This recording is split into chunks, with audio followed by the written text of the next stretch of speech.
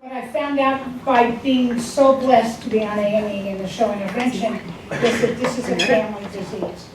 Every single addict and alcoholic is affected by 100 people whose lives are being controlled by this addiction. So what I'm really here to tell you is that there's hope. This is the one disease that tells you you don't have it, and if you stop doing what you're doing, that you can have a life like mine that you never dreamed of. So by you being here today, you're kind of the little miracle group. You have to take what you learned today, take the facts, take the feelings, take the emotions of you sitting here today and spread the joy. Not everybody is as lucky to be here as you are. So take this magical moment that you are sharing with friends and sharing with your school and take it to the people who aren't there so they know there's hope for them. We're trying to stop this epidemic and stop all of you from thinking that it isn't going to affect you, because it affects every single person who loves somebody who's addicted or becomes addicted themselves. So I got the blessing.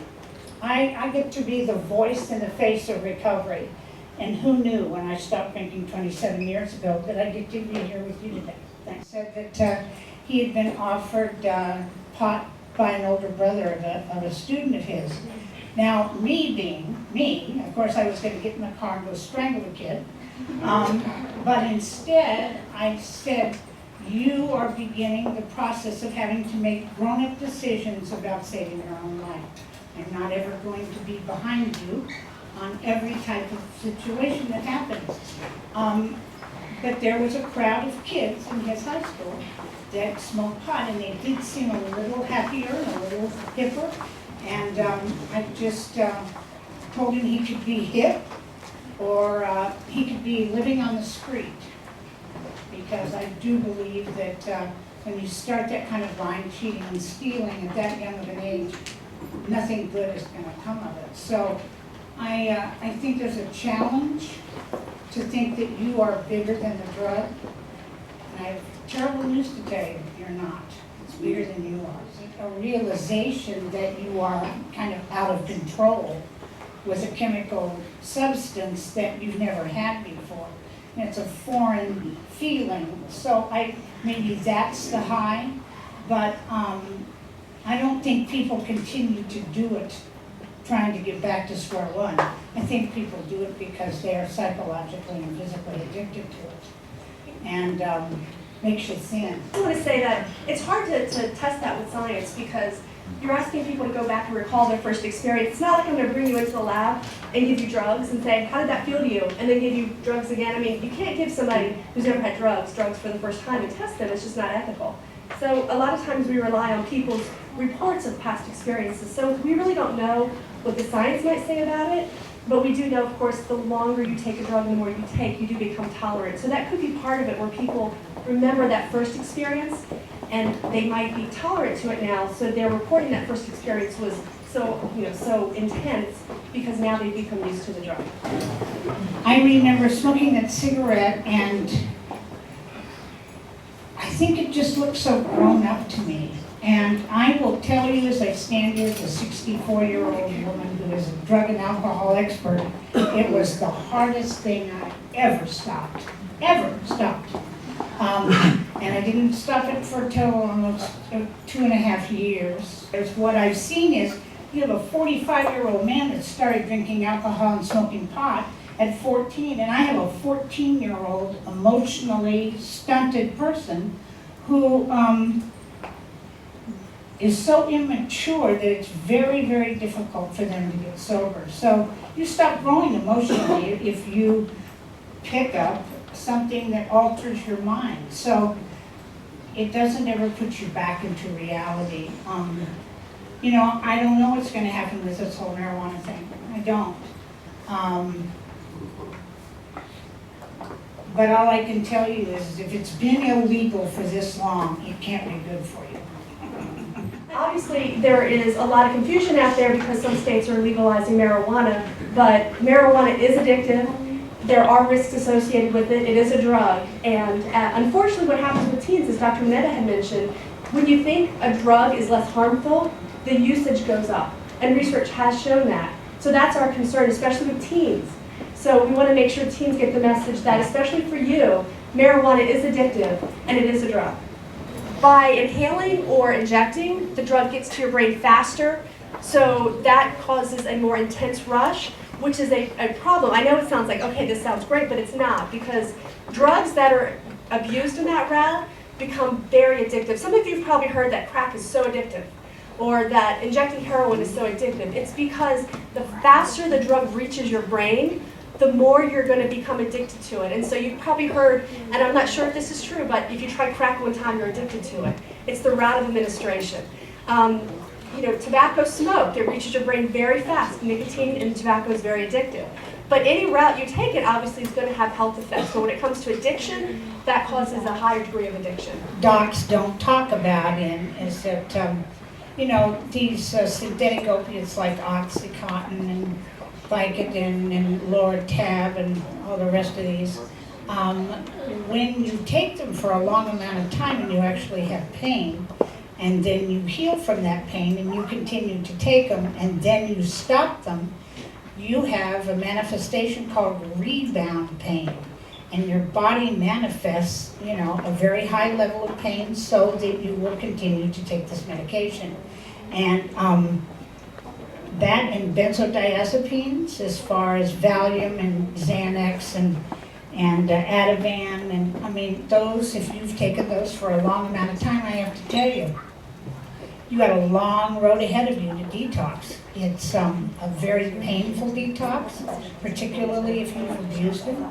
And you just can't get up one morning and stop. You will be sick. The process of intervention is to heal the family and to get help for the addict. And I don't even know what the percentages are. I know the show has an immense success record. And between 76 and 78% of people are sober today that have been intervened on the show. But I think that's because everybody knows who they are.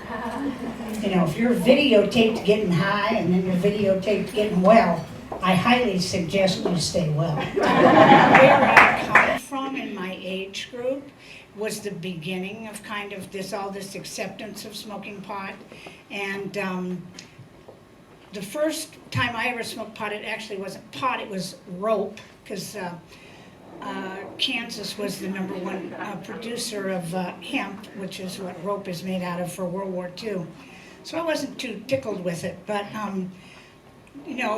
what you have to understand is there was 3% THC back in the 60s and 70s, and now all this hybrid, hydroponic, strawberry flavored, kid chronic, God's sakes, cookie dough ice cream chronic, very creative. And don't tell me that's for terminally ill people. I don't think they're asking for a kid chronic. So I think we're just going to have to wait, but you don't have to be a part of the people that wait. Being a 50-50 thing. So about 50% of it is genetics and 50% environment. If you have a history in your family of drug abuse, including alcohol and tobacco, then it's likely that you might have the genes that make you more what we call susceptible to responding to these drugs and becoming addicted to them. But you realize that has a lot to do with environment too. It's whether your parents use it, you're exposed to these drugs. Your friends and family obviously have a big influence. We talked about peer pressure. Your friends, what they feel about the drug, they have a even if you do have the genes, that doesn't mean that you're going to use the drug. There's also the impact of environment. If scientists and doctors know that marijuana is addictive and has high risk, how come they use it for glaucoma and stuff with your eyes? When you take marijuana, first of all, it's smokable, and smoking a drug is not a good idea. The other thing is, with marijuana as well as with other drugs, what scientists try to do is they try to take out the part that's beneficial without giving you the other parts that have bad side effects. There are what we call carcinogens in marijuana. You've probably heard of that with tobacco. So there are agents in there that have been shown to cause cancer. But if we can take out the component of marijuana that might be beneficial and only give that to people, you won't have the addictive potential and you won't have these other side effects. So when we talk about medications, we're really talking about, with marijuana and any other drug, taking out the part that helps you, whether it's glaucoma and that sort of thing, or relieve pain with the opioids, and not have these really bad side effects. Science does show that teens that begin marijuana use as a teen, as they continue their use into adulthood, you actually see a decrease in IQ of 8 points. And that may not sound like a lot to many of you, but that actually is quite significant. So for teens, we're especially worried because marijuana, we do have these short-term effects. I mean, if you're smoking marijuana, it is going to interfere with your academic performance and also your athletics.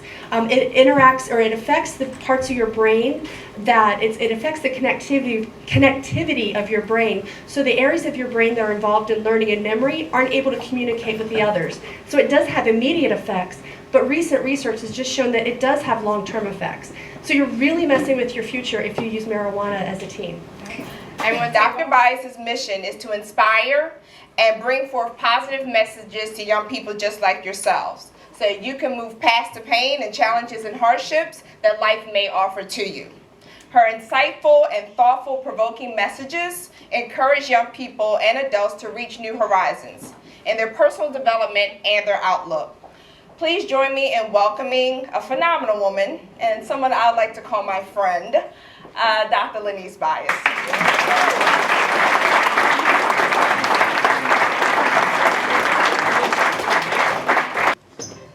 All this week here, we've been featuring our series of reports on those who are making a difference. Tonight, we meet a woman who has turned the loss of 2 children into an attempt to save others.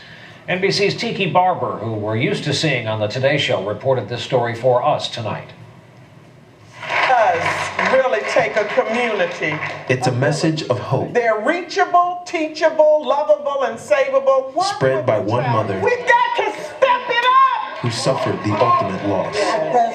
There seems to be a sense of hopelessness, but hope is not extinct. It's been more than 20 years now since Lonise Bias learned that lesson for herself.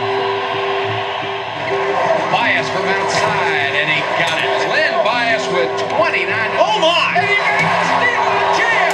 What a play by Bias! Holy cow! There have been great players in our conference, but there have been 2 that were above the rest in my mind. One was Michael Jordan, and the other was Lynn Bias. He just does everything. Bias weaving his magic, puts it up and in. Woo, baby, I love Mr. Bias. I think his game was even better suited for the NBA with the transition game and a 24-second clock and up and down the floor where he would have been a star. If any moment in sports celebrates potential and announces promise, it's the moment your name is called. The Boston Celtics select Len Bias of the University of Maryland. There's no question that this kid had the heart and the talent to do something. And that probably made it worst of all, because he's there, everything you've dreamed of, and then all of a sudden, boom. Within 48 hours, Lynn was dead from a cocaine overdose. It started out as substance abuse, but unfortunately, tragedy kept following you. That's right. 4 years later, your son Jay was murdered. Yes. 2 sons lost in 4 years, one to drugs, the other to gun violence. When you lost 2 sons, you think the whole world is gone. Like I said, what happened to my life? Yeah. What happened to my life? But from her grief grew a strength and a calling. Lonise gave up her job as a banker to dedicate her life to working with young people. She uses her personal story to talk to kids and parents about everything from drugs to self-esteem to peer pressure.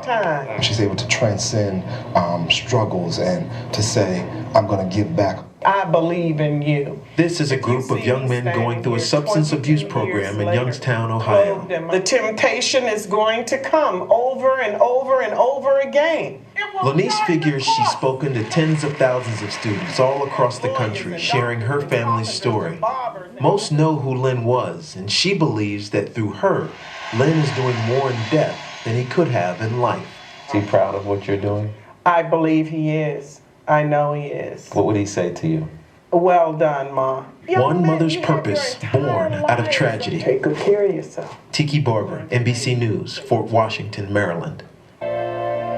What I have learned is that if Len Bias had lived, he would have been an entertainer, made a lot of money. But in death, he was a seed that went down into the ground to bring forth life. So I feel that he has done more in death for this nation than he could have ever done in life.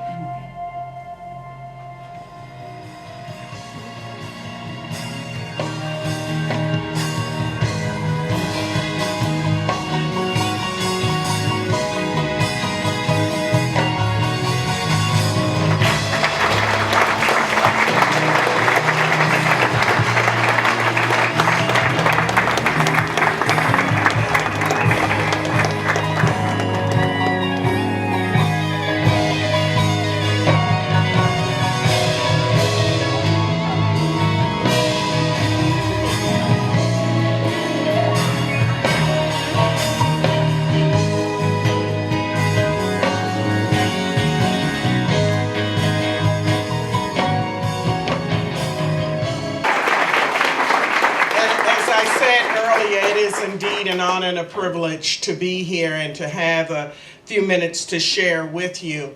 When Len died, I thought that my life was completely over. I begged to die. I did not want to live. And when my second son died, I just thought my life was over.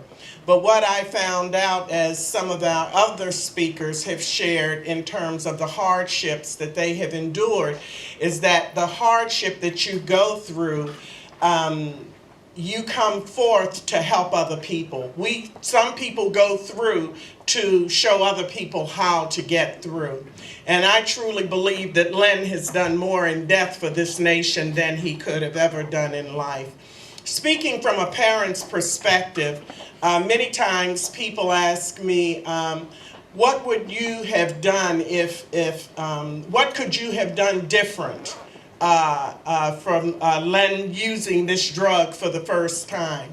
And I say this over and over and over again, and that is that the decision is his. I saw Whitney Houston's mother, Sissy Houston, on TV the other morning. And the one thing she kept driving home as they kept talking to her about Whitney's addiction was that Whitney made her own decisions. And today, what I would drive home to you, as many of the other speakers have said, when you make a decision, that decision is just not about you and your peers. That decision will bring your entire family, your friends, other people will be affected by that decision that you make. One point that I would like to make about Len's death that I talk about over and over again is this. It is so important today to know who you are as young people and to value yourselves. I believe that Len Bias would be alive today had he chosen the right group to belong to. I believe that my son is dead today because he had deadly friends. Whenever you are trying to preserve your life, and that's what this conference is about this day, is the preservation of your lives. Talking to you about the importance of making good, healthy decisions. And we're here talking about don't just go along to get along. I have dealt with young people for 27 years, and what I have found is so many of them make poor decisions that they really don't want to be bothered with. They just go along to get along. I would like to quote this as a subtle bullying. You have your peers, you see what everyone else is doing, and you say, never me. But you're the champion. You're the gift. The best is yet to come. As our speaker said before, it's not worth it trying a drug one time. It is not worth it. Drugs are a dream killer. Know this, the best is yet to come. I'm excited about this program today. I'm excited about every last one of you that are seated here today, because you are the generation that I believe will move forth in the things that have to be, that will move forth in the areas of change. I was interviewed as a result of this program twice this week, and one question kept coming up. Dr. Bias, why are we still having problems with young people and drugs? And I said, the key is this. What I have seen in 27 years is that we have built an entire infrastructure in this nation dealing with the results and the outcomes of alcohol and drugs. And we need those infrastructures. But we have not become serious enough about prevention in this nation. And everything that we put on the end, all of the programs, so many different programs that are going on, some of that energy on the end has to be put on the front, and that is prevention. Len Bias died 27 years ago. You are this nation's greatest natural resource, our future. Our future is in your hands. It's not follow the yellow brick road, skippity hoppity, no. No, you're greater than that. Have you ever heard such wonderful questions coming from teens? You're intelligent, you're bright, you're vibrant. Don't give up on life and throw in the towel and say, I'm going to try this because everyone else is doing it. You are better than that. You are better than that. Know your consequences that you will deal with. There is a consequence. You will reap what you sow. Never think that it will always be someone else. The cemeteries, the addiction centers, hospitals, and what about young people that are in wheelchairs? What about young people that are in mental institutions today that said it would never be me? When you say never, mean it. Know that the best is yet to come. You are champions. Every one of you beautiful, precious young people in here is a champion. The C in champion stands for being consistent, compassionate, and having a conviction and being committed to taking care of yourself and preserving your life. Life is not easy. Life is like a bowl with lemon and honey in it. Sometimes it can be sweet and sometimes it can be bitter. No man can make it up the smooth side of the mountain, only the rough side. And the rough side and the hard times that you deal with, that's where your character is developed. That's where you're built up. When someone comes to you and say, hey, try this, it's no power in going along to get along. Do you know how you find out what power you have? When you resist the temptation to say yes. That's how you find out what you're made out of. Everyone that laughs and grins in your face is not your friend. Know that you're a champion. Be consistent. Be committed. Be convicted. And have compassion not only for yourself, but for your peers. Do you understand your peers are waiting on someone to get it right? Your peers are waiting for someone to have the courage to stand up and lead them in a different direction. The best is truly yet to come. And we believe in you. You can do it. My company is B Speaks. And B Speaks is a life investment company. And our product is hope. And I hope in you. I believe in you. The best is yet to come through you. Is it true what they say about if you're younger when you stop, that really helps? Especially with the case of your son, you know, if you could have stopped, he could have lived. Well, from what the autopsy showed and from what people said around Len used this drug one time and it killed him. It took his life, cocaine. He ingested cocaine and it killed him that one time. One time. It's not worth it. Pain to give us the motivation of not using drugs and to express what happened through you and your son's life. And a question from my mom, she wanted to know, from her being a drug user as well, she wanted to know from Lonise Bias, was it pure coke that he died from? You will always have a time in your life where it's the good life. Things are going pretty well, you know, you're just dealing with life. That's the way it was with us. Len was getting ready, was playing ball and in college, and we were just going along, and then it looked like he would be drafted for the NBA. That was the good life. And then one morning, we received a phone call, and then the nightmare began. And in your life, you will have a good life, you will have a nightmare, but also know in the nightmares that there is life after death. Life after death in whatever situation you're going through, and that's how I stand here today. Now, I meet mothers every day that have lost children that are out of their mind with grief, and I see mothers that stand like me. And the only reason why I stand today is because I know with all of my heart this was a God-given mission. I was given the strength through my faith to stand, and this is my mission in life, is to encourage mankind and stand here after I have drunk from two of the most bitter cups, and to see life and to still inspire and believe in young people. It is because of my faith that I stand here. You just can't get up one day, lose 2 children, and say, oh, let me go and save the world. To heck with the world. What happened to my life?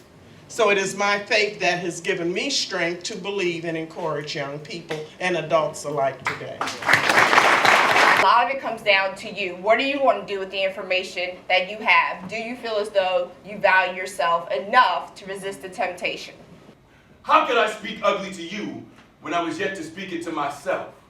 In these nightmares of hindsight, there is no poetry, no alliterations to soften the blow. Some realities have no simile. Truth is like truth.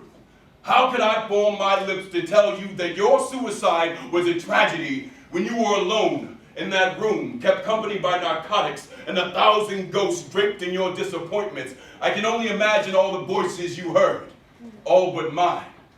Smear makeup on the disgust if you must. Trust the truth is seldom pretty, but she is always beautiful.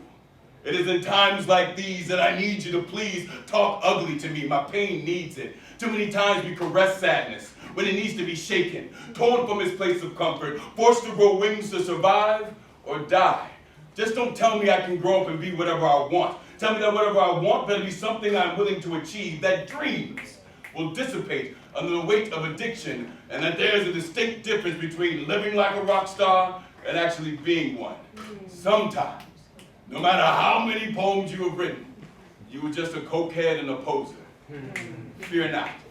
We are all divinely flawed individuals, perfectly ugly. No point hiding behind pretty lies. We are the sum of the hideous scars that hold together the remainder of our pretty pieces. The last time I saw you alive, I wish I would have talked ugly to you. It would have been the most beautiful thing I never said. Thank you. Coming up first, y'all put your hands together for Chris Ortega.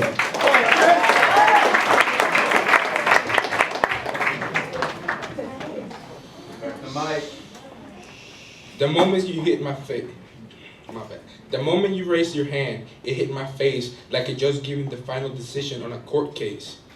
I lost respect. The pain felt like a million needles piercing the faint amount of strength I had left from seeing my brother murdered cold-bloodedly by mistake. I know I've made mistakes, but my rebellious state was no reason for you to break the bonds we had made. Next up, we got Jesse, and y'all might not be able to see, but he is rocking some amazing boots right now. So if you have a chance to check out Jesse's boots, you will not be disappointed. Anyway, y'all give it up for Jesse.